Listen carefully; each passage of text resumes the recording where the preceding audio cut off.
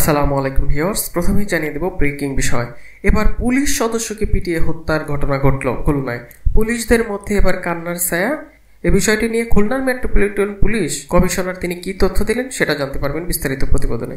এবার মির্জা ফখরুল ইসলাম আলমগীর তুলে ধরলেন সংবিধানকে বৃদ্ধাঙ্গুলি দেখিয়ে গণবিচ্ছিন্ন সরকার যা ইচ্ছে তাই করছে। দমন-পীড়ন বন্ধ করে ক্ষমা চেয়ে অতিবিলম্বে এই পদত্যাগ করতে সরকারকে আহ্বান জানায়। অন্যদিকে গণরায় মেনে নিয়ে সরকারকে পদত্যাগের আহ্বান জানায় সিপিবি। হঠাৎ করে সিপিবিও কিন্তু সরকার পতনের এবার আহ্বান জানালেন।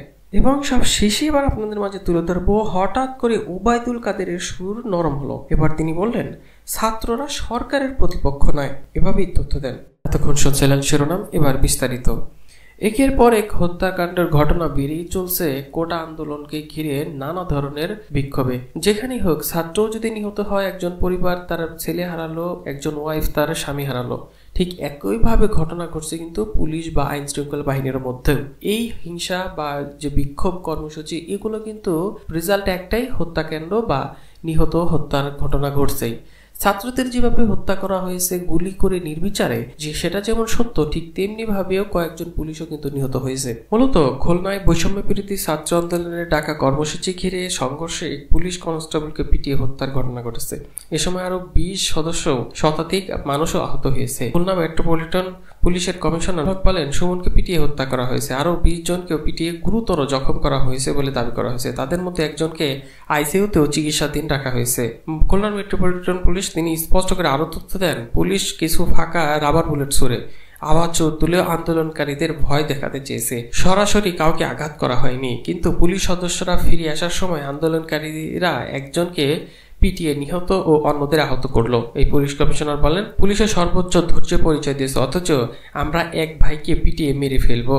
খুলনা সিটি মেডিকেল কলেজ হাসপাতালের প্রশাসন কর্মকর্তা তারা স্পষ্ট করে জানায়, সন্ধ্যার পর 4 পুলিশ সদস্যকে হাসপাতালে আনা হয়। এর মধ্যে একজনের মৃত্যু ছিল, তার মরদেহ হাসপাতালের লাশ ঘরে রাখা হয়েছে। খুলনার 0 গল্লামারি মোড় এবং খুলনার বিশ্ববিদ্যালয়ের এলাকায় শুক্রবার বিকাল থেকে সন্ধ্যা পর্যন্ত শিক্ষার্থীর সঙ্গে পুলিশের 3 দফার সংঘর্ষ। এ সময় পুলিশ শিক্ষার্থীদের লক্ষ্য করে অসংখ্য টিয়ারশেল, রাবার বুলেট ও সাউন্ড গ্রেনেড নিক্ষেপ করে। শিক্ষার্থীদেরও পুলিশকেও লক্ষ্য করে ইট পাটকেল ছোড়ে। এ সময় বিক্ষুব্ধ আন্দোলনকারী পুলিশের একটি পিকআপের আগুন ধরিয়ে দেয়। একদিকে আন্দোলনকারীরা সন্ধ্যায় নগরীর শেরে বাংলা রোডে 26 নম্বর ওয়ার্ড যুবলীগের কার্যালয় ভাঙচুর করে বলে দাবি করা হয়। এদিকে মির্জা ফখরুল ইসলাম আলমগীর এবার কড়া হুঁশিয়ারি বার্তা দিয়েছেন। তিনি স্পষ্ট করে বলেছেন, সংবিধানকে বৃদ্ধাঙ্গুলি দেখিয়ে গণবিচ্ছিন্ন সরকার যা ইচ্ছা তাই করে যাচ্ছে। এই মহাসচিব তিনি বলেন, গণবিচ্ছিন্ন সরকার আইন, সংবিধান, গণতান্ত্রিক রীতিনীতি, মানবাধিকারকে বৃদ্ধাঙ্গুলি প্রদর্শন করে জনরোষ থেকে নিজেদের রক্ষা করতে সুযোগ সুবিধা যা ইচ্ছা মতো তাই করছে। এসব করতে গিয়ে রাষ্ট্র ব্যবস্থাকে ছিন্ন ভিন্ন করে রাষ্ট্রের গণতান্ত্রিক ও মানবিক চরিত্র গুম করেছে। গণতন্ত্র, ভোটাধিকার, স্বাধীনতা বিরোধী, বৈষম্য বিরোধী আন্দোলন সহ মানুষের সাংবিধানিক অধিকারকে সরকার বর্বরভাবে নস্যাৎ করতে যেয়ে এক নায়কতন্ত্র এবং ব্যর্থ রাষ্ট্রে পরিণত করেছে। এ সকল বিষয় তুলে ধরে বিবৃতি দেন। বিবৃতিতে মহাসচিব বলেন, কোটা সংস্কারের দাবিতে সাধারণ শিক্ষার্থীদের আন্দোলন নিষ্ঠুরভাবে দমন করতে বর্বরোচিত আক্রমণ চালিয়ে গণহত্যা করে সরকার অমর্জনীয় অবরোধ করে জানতে চায় কি তাদের অপরাধ। তাদের অপরাধের তালিকা এতই দীর্ঘ যে বিবরণ দিয়ে শেষ করা যাবে না। বিবৃতিতে তিনি বলেন, এখনও অনেক অভিভাবক তার শিক্ষার্থী সন্তানদের খুঁজে পাচ্ছে না। রাজধানীর যাত্রাবাড়ি থেকে একটি বেসরকারি বিশ্ববিদ্যালয়ের শিক্ষার্থী মাসরুর হাসানকে ডিবি গত 25 জুলাই রাতে তুলে নিয়ে গেলেও তার অভিভাবকরা থানা, ডিবি অফিস, বিভিন্ন হাসপাতাল তার কোনো খোঁজ না পেয়ে গতকাল রিপোর্টার ইউনিটিতে সংবাদ সম্মেলন করতে আসলে মাসরুরের বাবা ও ভাইকে ডিবি সেখান থেকে তুলে নিয়ে যায়। এমন তথ্য প্রকাশ করা হয় তার বিবৃতিতে। স্পষ্ট করে এই বিবৃতিতে আরও বলেন, মির্জা ফখরুল নিজেরা আইন শৃঙ্খলা বাহিনী ও ছাত্রলীগ যুবলীগ ক্যাডার দিয়ে গণহত্যা, নৈরাজ্য চালিয়ে নির্লজ্জ সরকার লোক দেখানো রাষ্ট্রীয় শোকের নামে মায়া কান্না করলেও প্রতিবাদী শিক্ষার্থীদের তা প্রত্যাখ্যান করে গতকাল যে অতিপূর্ব বিক্ষোভ কর্মসূচি বা প্রতিবাদ সৃষ্টি করেছে তাতে আপামর জনসাধারণের ঐক্য জানান দিয়েছে। জনসাধারণই খনি সরকারের লোক দেখানো রাষ্ট্রীয় শোক প্রত্যাখ্যান করে গণহত্যা সরকারকে দায়ী করে প্রতিবাদ জানিয়েছে। আজও চট্টগ্রাম, খুলনা, রাজশাহী, যশোর, বরিশাল সহ বিভিন্ন স্থানে মার্চ ফর জাস্টিস কর্মসূচিতে আইনশৃঙ্খলা বাহিনীর লাঠিচার্জ, টিয়ারশেল নিক্ষেপ, গ্রেফতার, নির্যাতনের বাধা প্রদান করে আরও নানা ধরনের যে নৈরাজ্য সেগুলোরও অনেক ধরনের বিক্ষোভে প্রতিবাদ জানিয়েছে যে দেশের মানুষ এখন এই সরকারকে চায় না। বিভিন্ন শ্রেণী পেশার লোক আহত হন। বিবৃতিতে বলা হয়, কোটা সংস্কার আন্দোলনকে গুলি চালানোর প্রমাণ থাকার পরেও আইনশৃঙ্খলা রক্ষাকারী বাহিনী তাদেরকে গ্রেফতার না করে অপরদিকে খুঁজে বেড়ানো এবং ধরিয়ে দেওয়া আহ্বানকে উৎসাহ করে। সরকারের নির্দেশে আইনশৃঙ্খলা রক্ষাকারী বাহিনী ও ছাত্রলীগ ক্যাডারে নির্বিচারে গুলি করে শত শত ছাত্র জনতা প্রাণ কেড়ে নিয়ে গণহত্যা চালিয়েছে। এটাই প্রমাণিত সত্য, এমনটা দাবি করে বিবৃতিতে এই মির্জা ফখরুল। সরকার জনগণের বিরুদ্ধে যেন যুদ্ধ ঘোষণা করেছে। সরকার নিজেদের রক্ষার জন্য প্রকৃত হত্যাকারীদের না ধরে বিরোধী দলের উপর দায় চাপানোর অপচেষ্টা চালাচ্ছে। ছাত্র গণআন্দোলন বন্ধ করতে রাজনৈতিক সমাবেশ বন্ধ, সন্ধ্যা আইন জারি ও সেনাবাহিনীর নামিয়ে গণগ্রেফতার করে অভিভাবক পরিস্থিতি সৃষ্টি করতেছে। সরকার প্রতিদিন সাধারণ শিক্ষার্থী সহ বিএনপি ও অনেক নেতাকর্মীদেরও গ্রেফতার করে হামলা দিচ্ছে।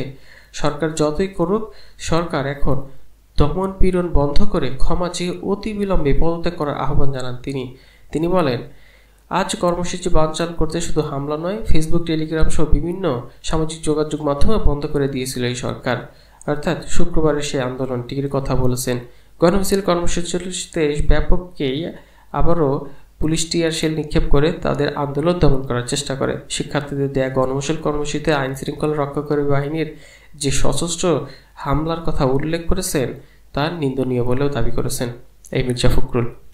এদিকে কিন্তু গণরায় মেনে নিয়ে সরকারকে পদত্যাগ আর দাবি করে এই সিপিবির। দেরি না করে গণরায় মেনে নিয়ে সরকারকে পদত্যাগের আহ্বান জানিয়েছে বাংলাদেশ কমিউনিস্ট পার্টি। একটি মাধ্যমিক বিবৃতিতে তারা এ তথ্য দেন। সিপিবির সভাপতি মোহাম্মদ শাহ আলম ও সাধারণ সম্পাদক রুহিন হোসেন যৌথ বিবৃতিতে বলেন, হত্যা নির্যাতন করে গদি রক্ষা করা যাবে না। ভয়ভীতি উপেক্ষা করে সারা দেশে বিভিন্ন শ্রেণী পেশার হাজার হাজার মানুষ রাজপথে নেমে এসেছে, সরকারের বিরুদ্ধে গণরায় ঘোষণা করেছে। এটি উপেক্ষা করে পরিণাম ভালো হবে না। তাই আর কাল বিলম্ব না করে সরকারকে পদত্যাগ করে গণরায় মেনে নিতে হবে। পাশাপাশি চলমান সমস্যার রাজনৈতিক সমাধানের উদ্যোগ গ্রহণ করতে হবে। বিবৃতিতে স্বৈরাচারী ব্যবস্থার অবসান ও দাবি আদায় না হওয়া পর্যন্ত আন্দোলন অব্যাহত রাখতে দেশবাসীর প্রতি আহ্বান জানান তারা। এবং সব শেষে এবার আপনাদের মাঝে তুলে ধরতে যাচ্ছি, হঠাৎ করে ওবায়দুল কাদেরের সুর এবার নরম হলো। তিনি এবার স্পষ্ট করে ছাত্রদের বললেন, ছাত্ররা সরকারের প্রতিপক্ষ নয়, শিক্ষার্থী কোনো অবস্থাতেই সরকারের প্রতিপক্ষ নয়। শিক্ষার্থীদের মূল দাবি পূরণ হয়েছে। আদালতের রায়ের পর দ্রুত প্রজ্ঞাপনও জারি করা হয়েছে। ধানমন্ডির আওয়ামী লীগের সভাপতির রাজনৈতিক কার্যালয়ে ডাকা এক সংবাদ সম্মেলনে এই কথা জানান এই সেতুমন্ত্রী। এই মন্ত্রী বলেন, কোটার দাবি পূরণের পরে একটি মহল সরকার বনাম শিক্ষার্থী গেম খেলার ফায়দা লোটার অপচেষ্টা করছে, শিক্ষার্থীদের পুঁজি করে ধ্বংসযজ্ঞ চালিয়ে যাচ্ছে। প্রতিটি হত্যাকাণ্ডের সুষ্ঠু তদন্তের বিচার বিভাগীয় তদন্ত কমিশনের আওতায় বাড়ানো হয়েছে। 3 জন বিচারপতিকে দায়িত্ব দেওয়া হয়েছে। তদন্ত জাতিসংঘ সহ যে কোনো দেশ কিংবা সংস্থা চাইলে যোগ দিতে পারে, সরকার তাকে স্বাগত জানাবে। নিহতদের পরিবারের প্রতি প্রধানমন্ত্রী শেখ হাসিনা গভীরভাবে সমবেদনা জানিয়েছেন। তাদের অনেকের পরিবারকে আর্থিক সহায়তা দিয়েছেন। আহতদের দেখতে রাজধানীর বিভিন্ন হাসপাতালেও পরিদর্শন করেছেন প্রধানমন্ত্রী। আওয়ামী লীগের সাধারণ সম্পাদক বলেন, নগরীর সমাজের অনেকেই ব্যক্তিগত মতামত দিয়েছেন, আমরা তাদের মতামতের প্রতি শ্রদ্ধাশীল, কিন্তু একটি রাষ্ট্রের শৃঙ্খলা